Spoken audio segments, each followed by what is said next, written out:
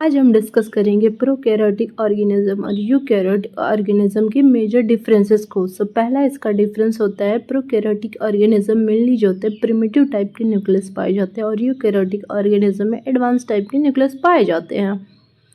Prokaryotic का जो DNA होता है विदाउट हिस्टोन प्रोटीन होता है और यूकैरियोटिक का जो डीएनए होता है विथ हिस्टोन प्रोटीन होता है और प्रोकैरियोटिक के डीएनए को हम नेक्ड डीएनए कहते हैं। प्रोकैरियोटिक में किसी भी टाइप का कंपार्टमेंटलाइजेशन नहीं पाया जाता है। यूकैरियोटिक में जो होता है कंपार्टमेंटलाइजेशन पाया जाता है। प्रोकैरियोटिक में मेम्ब्रेन बाउंड ऑर्गेनेली नहीं पाए जाते, यूकैरियोटिक में मेम्ब्रेन बाउंड ऑर्गेनेली पाए जाते हैं। प्रोकैरियोटिक का जो राइबोसोम होता है वो 70S राइबोसोम होता है और यूकैरियोटिक का जो राइबोसोम होता है वो 80S राइबोसोम होता है। इसके अलावा माइटोकॉन्ड्रिया और प्लास्टिड में 70S राइबोसोम होता है।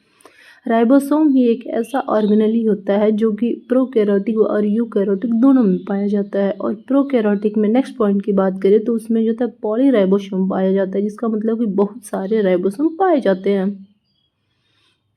यूकैरियोटिक में मोनोराइबोसोम पाया जाता है, that means 1 messenger RNA plus 1 ribosome पाया जाता है। अब हम दोनों के बारे में कुछ एक्स्ट्रा पॉइंट भी जानना चाहते हैं तो जान सकते हैं। जैसे कि एक्स्ट्रा पॉइंट में है कि प्रोकैरियोटिक का जो डीएनए होता है वो single circular double standard DNA होता है।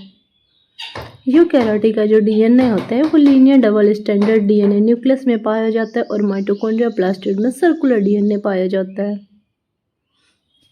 प्रोकैरियोटिक का जो जीन होता है वो नॉन स्प्लिट जीन होता है, दैट्स मीन्स उसमें जो होता है इंट्रॉन नहीं पाए जाते हैं। और यूकैरियोटिक का जो जीन होता है वो स्प्लिट जीन होता है, इसका मतलब होता है इंट्रॉन और एक्सट्रॉन दोनों पाए जाते हैं। और प्रोकैरियोटिक का जो फ्लैजला होता है जो कि लोकोमोशन में हेल्प करते हैं वो फ्लैजलीन प्रोटीन का बना होता है।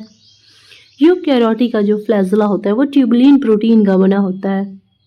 हमने डिस्कस किया प्रोकैरियोटिक और यूकैरियोटिक ऑर्गेनिज्म के मेजर डिफरेंसेस को, जिसका आप यूज कर सकते हैं अपनी किसी भी बायो के प्रोकैरियोटिक और यूकैरियोटिक ऑर्गेनिज्म के बारे में पूछे।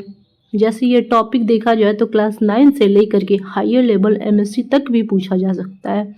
इवन टीजीटी मेंस एग्जाम के लिए भी यूजफुल है। Thank you.